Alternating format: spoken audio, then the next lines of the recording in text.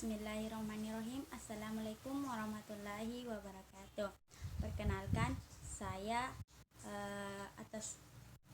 Andi Sutrana Pratiwi, NIM 70 111 607, dari kelompok 2 Lab A. Di sini saya akan menjelaskan tentang permeabilitas membran, difusi dan osmosis. Pertama, saya akan menjelaskan pengertian tentang membran plasma. Membran plasma merupakan struktur selaput tipis yang menyelimuti sebuah sel yang membatasi keberadaan sel, sekaligus juga memelihara perbedaan pokok isi sel dengan lingkungannya. Sedangkan pengertian permeabilitas adalah suatu sifat atau kemampuan dari suatu membran untuk dapat dilewati oleh suatu zat, di mana dalam membran inti terdapat proses pengangkutan, yaitu di mana proses pengangkutannya ada dua, yaitu transfer aktif dan transfer pasif.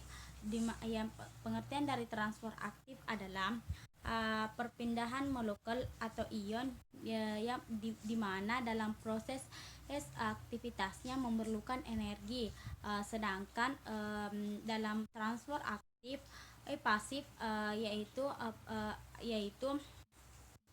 perpindahan molekul atau ion yang di mana tidak menggunakan energi dalam melakukan aktivitasnya atau dalam melakukan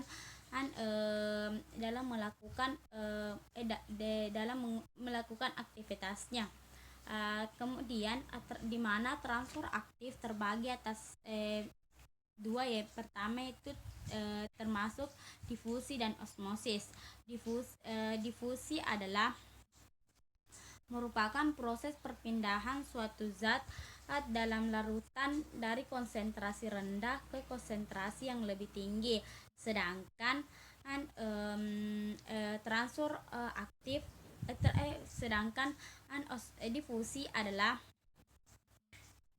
osmosis adalah suatu perpindahan zat yang terjadi dari konsentrasi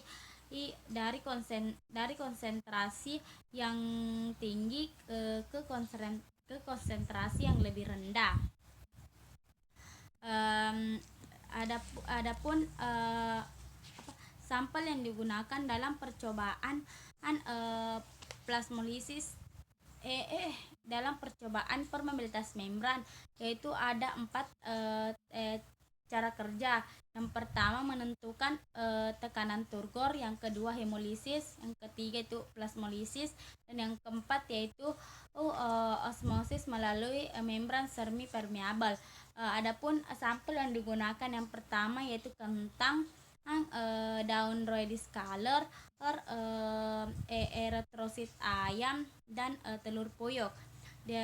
Yang pertama itu percobaan yang dilakukan yaitu tekanan turgor, di mana menggunakan sampel kentang. Adapun cara kerjanya, yang pertama yaitu dibuat potongan kentang menjadi 3 bagian atau berbentuk dadu.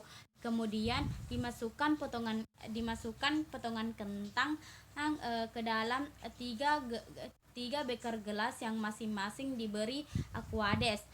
Yang ketiga itu aquades glukosa 5% dan 30%.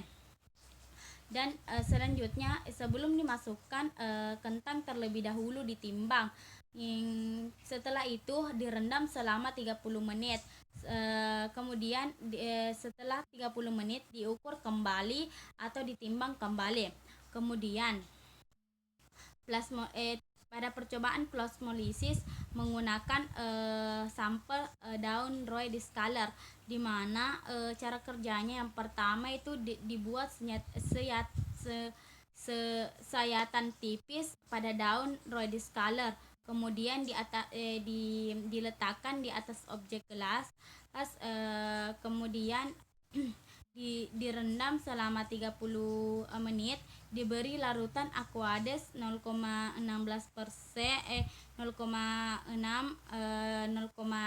18 dan 0,20. Kemudian dia amati di mikroskop, dan terakhir yaitu dihitung sel yang pecah. Kemudian percobaan hemolisis di mana menggunakan sampel eritrosit ayam. Adapun cara kerjanya yang pertama yaitu disediakan 3 objek gelas dengan larutan 0,9 NaCl 0,9 dan 0,9% dan 2%. Kemudian Aquades ditambahkan eritrosit segar, eritrosit ayam pada masing-masing objek gelas. Kemudian diamati di bawah mikroskop. Dan yang terakhir yaitu percobaan osmosis melalui semi permeabel. Adapun sampel yang digunakan yaitu dengan menggunakan telur puyuh. Cara kerja yang pertama itu disiapkan 3 gelas arloji yang masing-masing diberi larutan NaCl 0,9%, Aquades dan NaCl 10%. Kemudian dimasukkan masing-masing telur pada setiap arloji yang telah berisi larutan yang berbeda-beda. Kemudian yang ketiga itu ditimbang sebelum direndam selama 1 jam. Kemudian ditentukan kembali ukuran dan berat masing-masing telur yang berbeda larutan.